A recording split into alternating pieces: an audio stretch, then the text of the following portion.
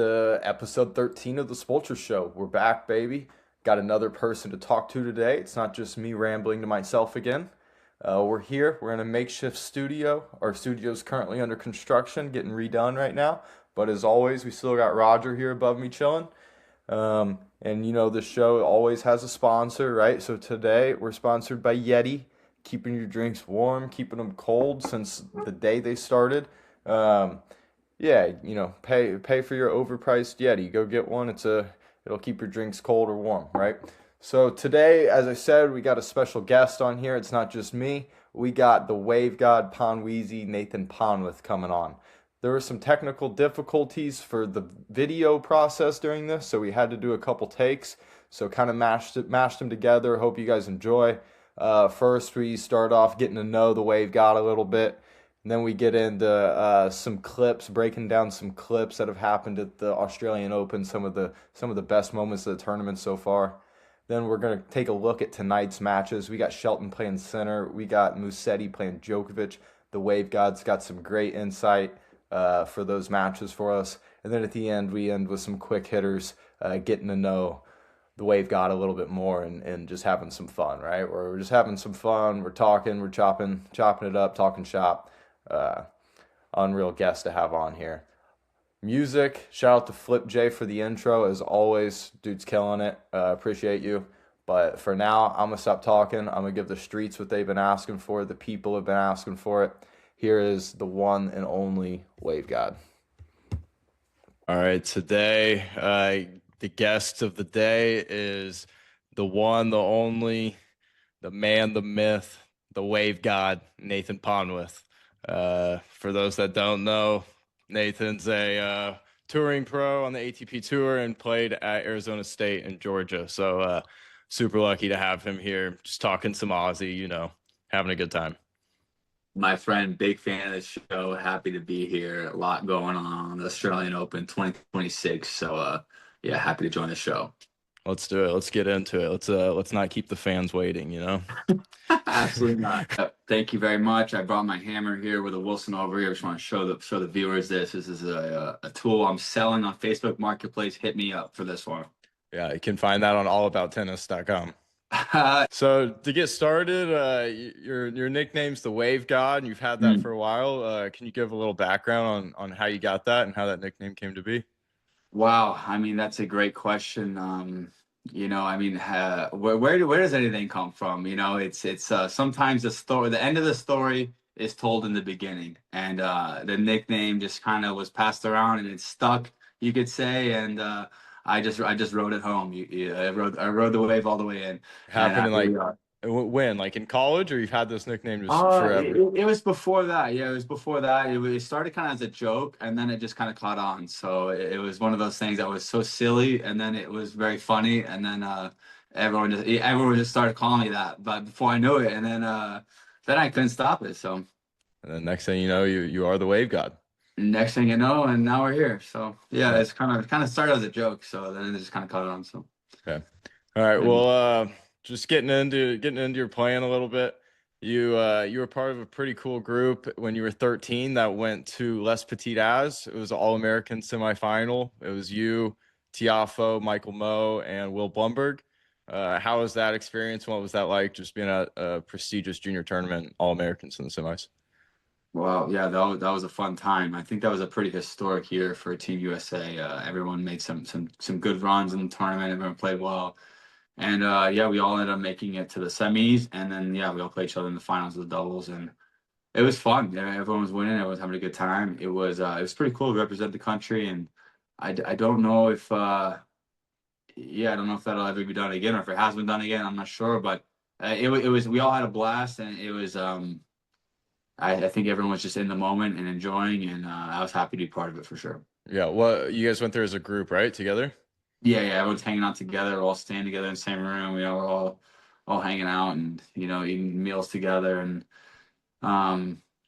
yeah, a lot of funny memories, a lot of funny times. Being with Francis, the guy. I think the guy's always been one of the funniest people I knew, and yeah, he was always goofing off, always having jokes for everybody, making people laugh. So yeah, it was a good time. Yeah, that's cool. And then you went on, you played college tennis at Georgia and Arizona State. Your freshman year at Georgia, you were SEC Freshman of the Year and started at number 4 singles and then finished at number 1. Just was wondering, like, if you went into that year kind of thinking that could happen, or if that confidence like built through the year, or if you went into the year just thinking, I can do this, Oh, if you wow, remember. great question. I like this one. I don't know. I mean, I think we are just going into it. I think that group was just such a special group. I mean, everyone was very close friends, and we just had a lot of fun, man. We enjoyed practice every day. We enjoyed hanging out on the court, off the court, and just everyone was getting better. And I think it was one of those things that kind of caught momentum. It was kind of a snowball effect. Like I was playing okay and just working hard, and everyone was kind of on the same page. Team was pretty tight, and the coaches were obviously unbelievable. Yeah, I mean, Bo Hodge, Manny Diaz, Nick Wood, they were absolute legends, and a lot of great players. Unreal, Yeah.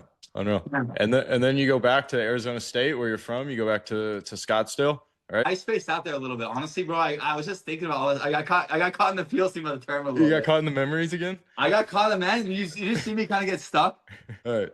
And then you go back home, you go to Scottsdale, you play for Arizona State, where you're from. How was that to just be at home and represent your city? Yeah, that was awesome. I love Arizona, being born and raised in Arizona, and never getting the chance to look at Arizona State initially because they didn't have a program, but and then the program got reinstated when I was a freshman over there. So being able to come home, it was great, man, to play home matches in front of friends and family, and playing at a facility I grew up training at, and just coming to watch matches. It was like a kid, a dream coming true. So it was great. Yeah. Do you still go back there at all? Do you ever practice there when you're home or anything, or hit with any of the guys? Or Yeah, definitely. The coaches are super great to me, and yeah, still training here and there down there, and yeah, just trying to get better each day, and yeah, still visiting, and I'm around the matches, and definitely hanging out in the community for sure. we're gonna take a look at these two shots, and we're just gonna get Nathan's thoughts and compare them, see what the Wave got, see which one he thinks is better. Starting Absolutely. here with Shelton versus Vachereau. And first, may I just add, this has been a crazy year to watch the Australian Open. I just got a Amazon Prime TV, and I can't watch this stuff. I got the ESPN. I can't watch this stuff. To watch these main courts it's been like solving like a Rubik's cube. Yeah, It's been insane. I just can't log in. I can't watch these. I got to go to YouTube and watch the highlights. That's all I can get. and then So they I'm stuck on the highlights, but they give us some 14-minute clips. That's pretty good by ESPN. Thank you very much, ESPN. yeah, and they added ESPN Unlimited. Like, what is that? That's what I had to buy last night to watch my friend Tommy Paul. To watch Tommy Paul play Carlos Alcaraz, bought ESPN Unlimited Yeah, they're for like, one night. no Probably way won't ever to. use it again, but it was worth it. Yep. Yeah. All right, here we go. We got this going on here. Let me get. Yep. All right, we're good. And boom goes the dynamite. All right, I'll edit all that shit out. All right, here we go. Yeah, we got Shelton serving to Vachereau.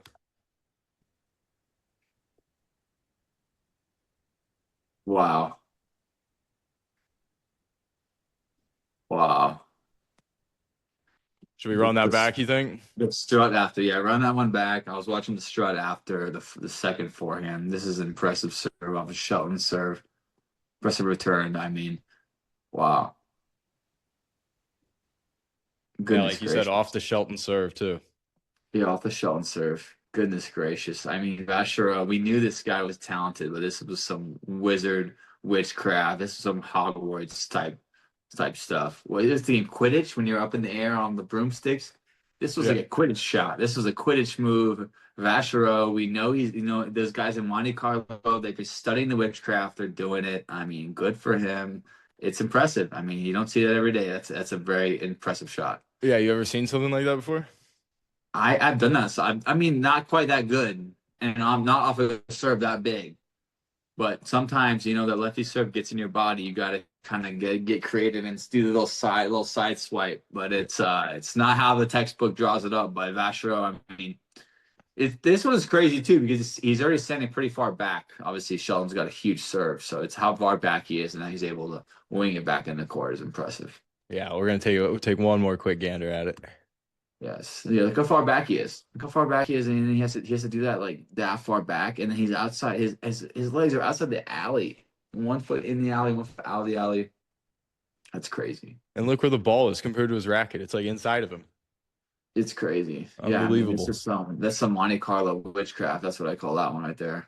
Yeah, he's been working on that for sure. They do something. There's a lot of wind up there. I'm sure he's used to that kind of spin coming in the body. Yeah, that's just another shot for Val. And then we It's just got another day for Val. This guy. They got a lot of Formula One and stuff like that. They're used to kind of mixing it up. and then we got this return here from round one, Maria Sakari. Okay.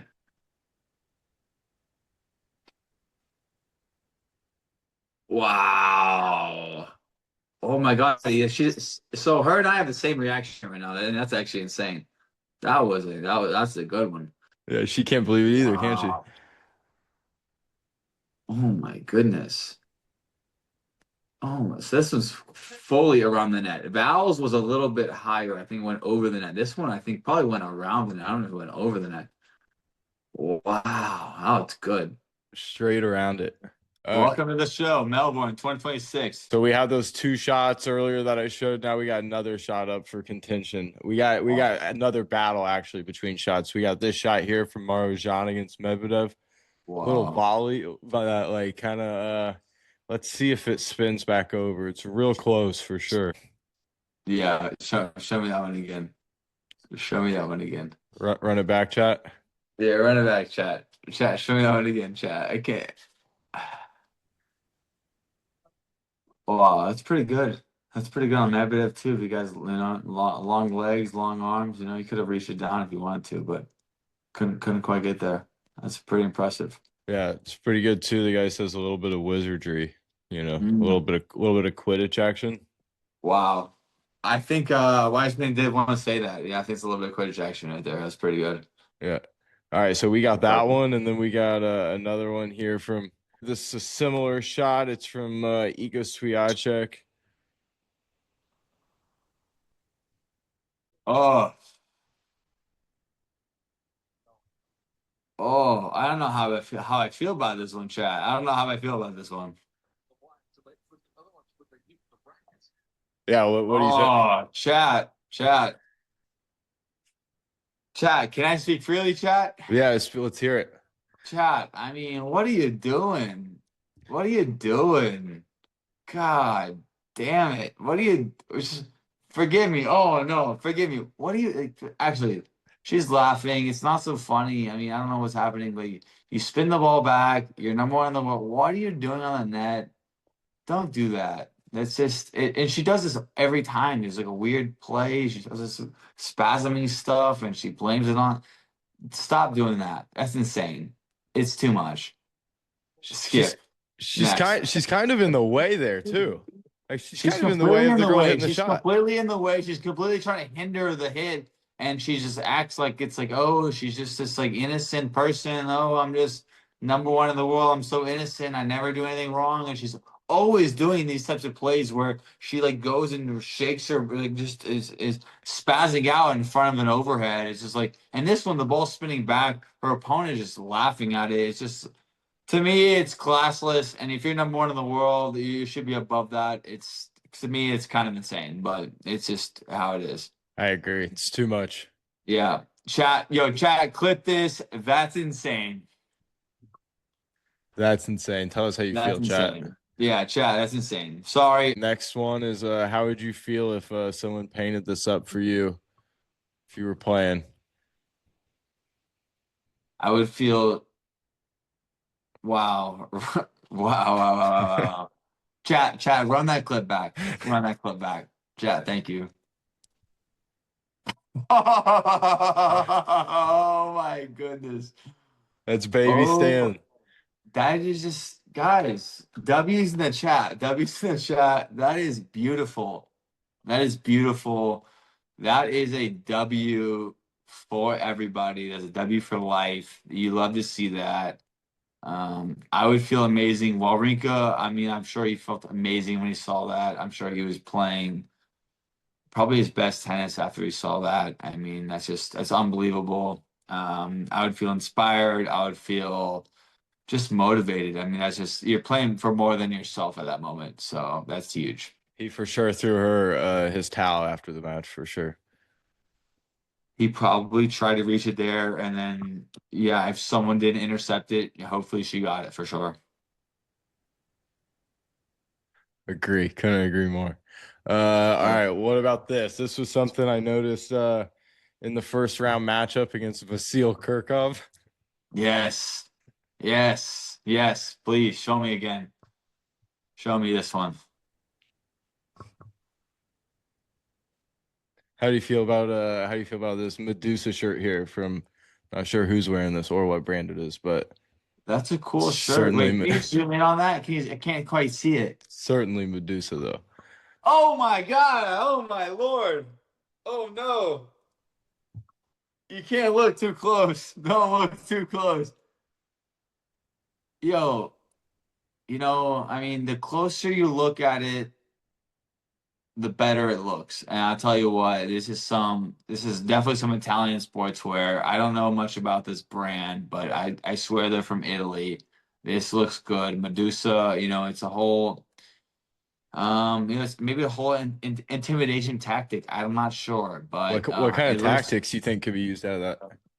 I mean, it looks pretty good. I mean, you can definitely get once the opponent throws it alive, you can turn your back, throw the Medusa head back at them as you hit the overhead. There's a whole lot of things you could do. It's a lot to look at. It's a lot to take in. I'm not quite sure how an opponent would take this on the court. This is interesting stuff. Yeah, it's pretty similar to like a second logo also. It's about the same size and everything. I'm not sure how this passes for not a second logo. I really don't know the rules. I'm not sure how ATP and WTA really would pick and choose their battles with the logos, but this seems like an egregious violation of logo space. But it also is Medusa, and she has beautiful hair, and she seems like a beautiful woman. So, who's to choose? And I'm just here for the enjoyment. I think logos should be big and beautiful, and let's make logos beautiful again. Okay, let's maybe not put Medusa heads on the back of shirts, but let's just put some nice looking logos. I mean, it looks okay, but I think we can do better. Yeah, it's honestly unreal execution though. Like just from whoever designed it, whoever drew it up, like it's It unreal. looks good. It looks I good. mean, it's a pretty realistic Medusa, I would say. If someone said like, "What does Medusa look like?" I mean that's Medusa for sure, Yo, chat, what does Medusa look like? right there. uh, No, it's the Medusa one. That's a crazy shirt, bro. Like, what the fuck is going on, bro? it's the Like, what the crazy. fuck? What They the? just got fucking Medusa on it, dude. Let's get Medusa on his shirt, man. Come on, a Pacho Picho. Come on.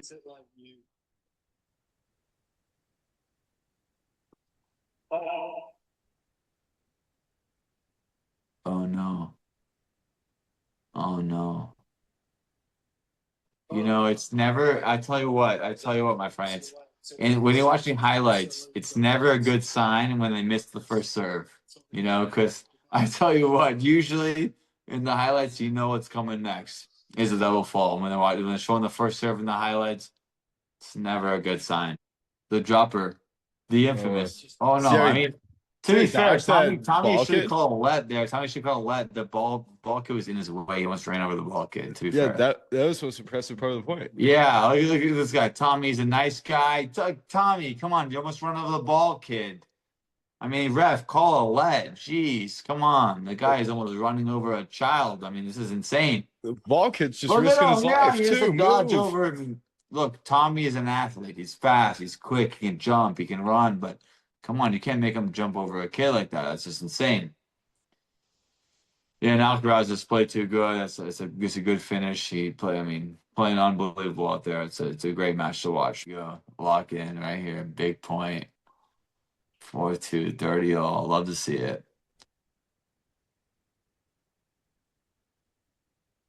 I saw she missed an overhead. I wonder if this is the point.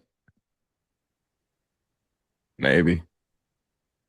Oh, it's up in the sky. What is that? Is it a bird? Is it a plane? Oh, Oh, no, it's just a forehand. Boom, pow. Oh my it is goodness. a plane. What is a plane? What kind of plane is that? All right. Welcome back, chat. We got Tracy and Danilina versus Fernandez and Kyrgios. Wow. Uh-oh, Way wow. to get on Big the pull to the net. net there. Ooh la la. My man JJ Tracy, man, he's so fast. He makes fast people look not fast. I tell you what. Thought she was gonna get that somehow. I mean, you would think, but you know, I mean, but that's just JJ Tracy. He's got that power. He's got the power. He's got the power shots. He's gonna put through the defense. You know, boom, overhead off the court. Easy money right there. It's easy for JJ. Oh, big serve from King Kyrgios. Huge forehands. Danilina's a wall. Wow. Talk about the tennis matches that are going to be happening tonight. We got Shelton playing, and we got Sinner playing. What are your thoughts on that? And I guess before your thoughts, Shelton played those Illinois tournaments, the futures. I think you played those also, right? Have you ever practiced with him or played with him or anything, or any experience sharing the court with him? I've never had the pleasure to share the court with Shelton. I've seen him at tournaments and stuff. I've always seen him on TV a bunch and watched him, yeah, play for a long time. I mean, insane serve, you know, he coming in all the time, super aggressive. So he's a pleasure to watch. Who does he play tonight? Is he the favorite? Is he the favorite in this match? Who's he He's got? got Yannick. Oh, he's got wow, big match. Wow. Yeah. I mean, the way he's been playing, I think it's a great time for him to make something happen. I mean, you never know. Yannick has had some physical issues maybe earlier, so I mean, I don't see why not. I think it's a great, huge match. I'll definitely be tuning in to watch this one. So Yeah. I feel like with Shelton too, the indoors may not hurt him as much as like another guy just because he's got the huge serve. Indoors will help the serve a little bit, right? And he can be able to hit through the court a little bit more, I would think. yeah, absolutely. Yeah, I mean, I think he's used to all these changes. You know, he's used to the heat. I don't think he minds a little slower conditions. You know, it might. Yeah, we'll see how Yannick's feeling, but yeah, that's a popcorn matchup, mate. I'm gonna get my butter warmed up for sure. Yeah. The other one we got is Musetti and Djokovic. Uh, Obviously, they've played a couple times. Musetti was up 2-0 on him. Roland Garros, like Yeah, semifinals, I think, a yeah, couple years ago. They had a yeah, battle in like the yeah, Olympics yeah. semifinals, I think. Both of those were on red clay, obviously. Musetti's preferred surface. What are your thoughts on that one? Great match. I mean, yeah, they've had a lot of battles. That was a bizarre match a few years ago where Musetti he defaulted just from losing too many points in a row, which was just like, you know, you don't see that every day. He just was kind of over it. He's like, yeah, I'm not gonna win this one. See you later, you know. See you later, alligator. Didn't he lose the Now, fourth 6-0 and then was down 5-0 or something or he was 4-0 just or something? losing. I mean, it wasn't like because and I actually only know this story because I had an Italian teammate that told me about it, and he was just describing to me. It wasn't that he was injured, and Djokovic has that ability just to like, not miss anymore and completely shut guys down. I think that is I mean, it's an insane talent to have, and I would have to take Djokovic in this matchup, just knowing that he's been at that level. You know, he's kind of the favorite. I think that Musetti probably has to do something crazy to kind of get the job done tonight. Those are the only two matches. Uh, Hold on. Let's get into this a little bit. Another match that we got tonight is a friend of Ponwith, Christian Harrison and Neil Skupski in the quarterfinals of doubles. How is it seeing Christian do well? Obviously, it's a guy who's dealt with some injuries and was battling in singles, decided to go full doubles, and he and Evan King kind of took off last year, or I guess towards the end of the year before, and then last year took off, and yeah, let's talk about that matchup a little bit. Christian, an absolute legend, King Cowboy. Great to see him doing well. He's playing great doubles. After a lot of injuries throughout his career and battling back, and one of the hardest workers I know, and he kills it. Some of the best volleys I've ever seen.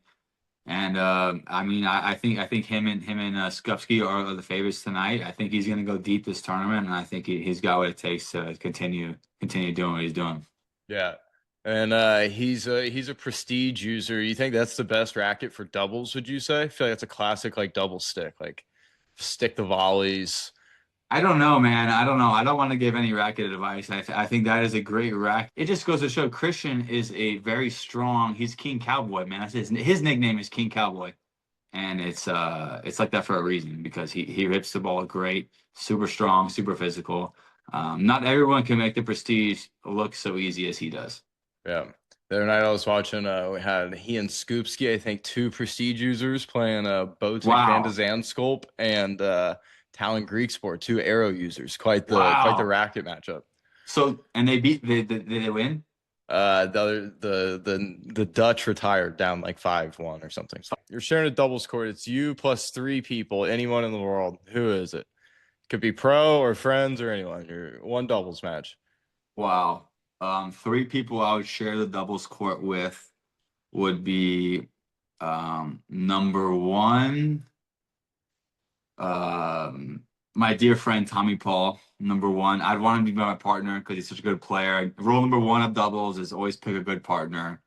And then I would want to play against Matthew McConaughey and Woody Harrelson. That's That'd who I be, want to play against. that'd And be that would be funny. an epic matchup. We probably have to play at Woody's house over in the Caribbean or something. I bet they have some jungle court and good sunshine and cool shade on the side or whatever. But that would probably be my big matchup. Yeah. Any fans or just the four of you kicking it?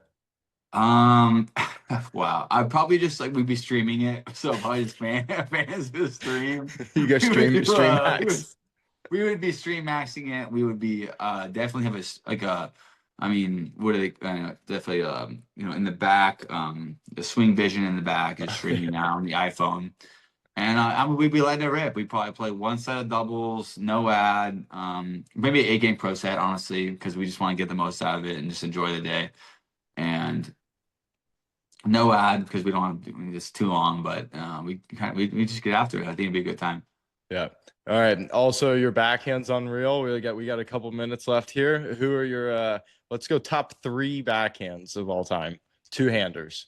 Yeah. There's so many. It's hard to choose. Top three, I would have to say, I'll rank them. I'll rank them too. Just in my personal preference, I think they're all great, but I'd say number three, Marat Safin. Number three is absolute legend, ropes it, prestige, you know. Number two, David Nalbandian. David Nalbandian, great topspin on it. Just did everything. Unbelievable lobs with the backhand. Very Had the beautiful. bandana too. Bandana, a lot of swagger, a lot of charisma, a lot of bravado, a lot of machismo. And then number one, Djokovic. I think it's the best. I think he just, I mean, yeah, he's been just still killing it this stage of his career. It's unbelievable, and backhand is just pure. It's a pretty solid pick. Can't really go wrong with that. Yeah. Yeah. Two mutual friends too told me to say what's up. Lewis Sachs and Chris Humphreys. Got anything to say to Wow. those guys? Legends. Wow, big legends. I know you guys are tuning in. Thank you for tuning in.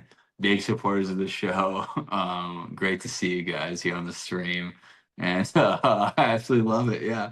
Big Lou. Yeah. Big Louie, baby. Shout Yeah. out to Big Louie. Come in the store sometime, Lou. Big Lou, come in the shop, man. I'll help you out. What do you need? Some shoes? You need a racket? I know you need a new racket, homie. So just come in and we'll get you done up right, and we'll take great care of you. Yeah, what's the website too? You guys got a website? AZAllAboutTennis.com. Yeah, everything you need, you can get it there. Everything you There you need. go. Shout outs. Yeah, a hammer with a Wilson grip, anything you need. We sell these. All right, well, Wave God, appreciate the time. Thanks for stopping by, saying what's up, talking a little Aussie. We'll have to check in for the next round, see how these goes. Thank you, brother. Big fan of the show. Let's enjoy the tournament. All right, hell yeah, appreciate it. See you, Wave God. Peace. That was my time with Nathan. Again, thanks for him coming on. The Wave God PonWeezy, as we call him. He's a legend, unreal tennis player, unreal guy. He's hilarious. So we're lucky to have him come on here and chop it up. We'll be hearing more from him throughout the Australian Open and continuing on after that. Though he's a friend of the pod for sure, as they would say on Nothing Major. But yeah, so just kind of going into the sports a little bit. Some of the matches that happened yesterday, obviously, were Iva Jovic played Sabalenka. Um, Lerner Tien and Sasha Zverev was playing. Coco Gauff got obliterated by Svitolina. I think it was 1-2. Just absolutely, yeah, not a great day at the office for her for sure. And then Alcaraz destroyed De Minaur. Honestly, though, Ponwith and I were watching Alcaraz play Tommy Paul the other day. We were watching the highlights together, kind of doing some stuff, and it's not even fun playing Alcaraz or like watching him play because he's too good. So like half the highlights, half the shots that you want to commentate on are just unreal shots by Alcaraz, and you can't really say anything because the other guy didn't do anything wrong. They're just too good by Alcaraz. So I'm sure that's what happened last night with De Minaur. It was 7-5, 6-1, 6-2 for Carlitos. I'm sure he just took the racket out of De Minaur's hands. De Minaur can't hurt him a ton other than with his speed. So Alcaraz just made him pay for that and was just, took the racket out of his hand, does what only Alcaraz can do with his 4-dimensional tennis that he plays, right? The other match, though, was Lerner Tien and Sasha Zverev, an absolute thriller. Sasha won the first set pretty easily. I think it was 6-3. Lerner started out kind of messing with the strings a lot. He was playing a little tight, I thought. A few more errors than normal, just loose errors that you don't normally see from him. It was a big match for him, though, right? I mean, I think it's the quarterfinals it was. Quarterfinals of a Grand Slam, his first time, and he's playing Sasha Zverev, who he actually has beaten before. So there might be a little bit of pressure there without also knowing that he can win. He's not coming in as an underdog. But he did that against Medvedev also and handled it fine. So I don't know. But yeah, I mean, he wins the first set, or he loses the first set, and then he's down, I think 5-3 in the second set tiebreaker. They go to a second set tiebreaker. He's down 5-3. Gets it back, wins that set 7-5 in the breaker, and you think Lerner's back. Another classic Sasha choke job. Got an unreal Snapchat from Aaron Pierce saying, "Yeah, it's not like Zverev's known for choking or anything." I thought that was a sick bar. Shout out to Pierce. We'll be hearing from him at some point also in the next not too long. So that'll be hype to talk to Pierce. But yeah, so Sasha, we all thought he was choking. We all thought it was going to happen. But then, 6-1 Zverev in the third set. He just comes out. Should have been straight sets since he was up 5-3. But then the fourth set gets tight again, goes to a breaker. We're hoping it goes to a fifth set where maybe you're going to get some live streaming action going. But yeah, Sasha was too good. Just finished it in 4. Really could have won all 4 sets, but he wanted some extra reps, as P and D Clear would say. So he got the job done. Zverev into the semis for, like, I don't know, seemingly the 3rd straight year at the Aussie. I feel like he's there all the time. What's interesting for me with Zverev is usually the conversation kind of starts going into the tournament with him, like, whatever. Once you get the belief that he can actually win the slam, I feel like is when he then loses, right? Sometimes he's playing really well and then still finds a way to not win, and then sometimes he just kind of loses it himself. So that's what's interesting with Zverev, is that once you kind of start to believe in him, I feel like is when he loses. But I don't think I will ever believe in him again. No offense, just I don't see how you could. That'd be the definition of insanity to keep thinking the same thing. So. But now I think he might win the tournament because I think he has no chance to win the tournament. So now that I think he might win the tournament because I think he has no chance to win the tournament, that means he has no chance to win the tournament. It's like a circle. It's like the Buddy Hield trade, right? Buddy Hield gets traded, he balls out, he sucks. The other team trades him, gets traded, balls out, sucks, gets traded, balls out, right? That's kind of like where we're at with the Zverev playing well and winning a major theory. Who else do we got? What was the other match? Sabalenka and Jovic. Seemed to be all Sabalenka. Didn't really watch much, to be honest, but I know that she overpowered Jovic. Jovic likes to play a pretty powerful game, but with her size, she can't really match up to Sabalenka.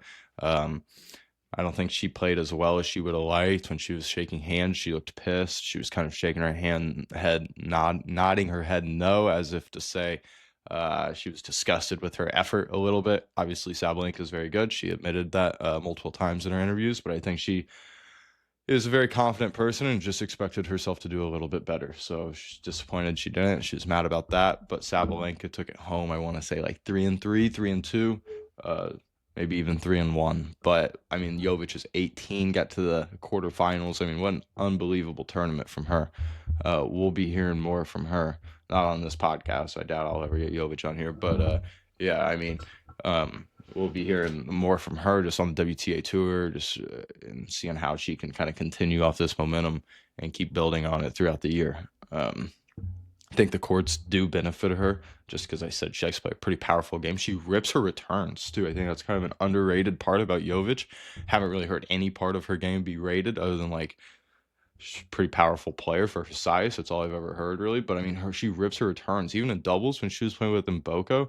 I mean, she was just probably didn't really care. She already beat Putintseva like 1-0 that day, so she didn't care. But I mean, she was going after returns, ripping them, just absolutely ripping them. Yeah, I mean, that's what I would say. She said her favorite player is Novak. Novak gave her some advice, so it's no surprise that Novak, that she returns pretty well like Novak. This guy knows a little something about Novak's returns. 5-3, 40-15, pop. Yeah, so that's all I got for you about the Australian Open. In other sporting news, the Patriots played the Broncos on Sunday in the AFC Championship.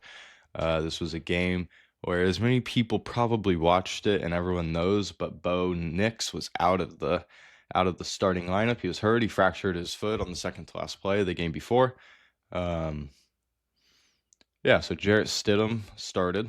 He's only had like 4 starts in his whole life, and I don't think he's thrown an NFL pass in like 700 days or something. So that was interesting.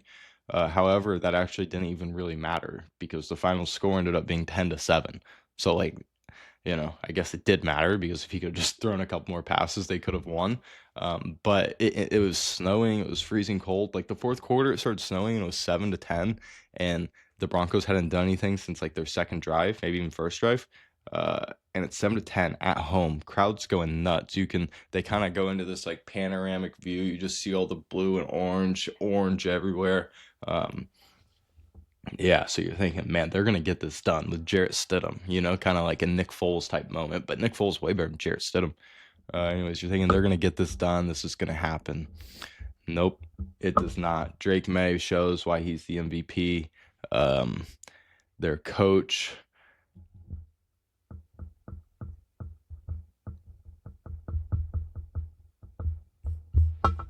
Their coach, Mike Vrabel, shows why he was one of the best defensive players of his time, and now it's translated to the Patriots having one of the best defenses in the NFL. Same with the Titans when he was there. Obviously, when he was the head coach there, their team was kind of backed by defense.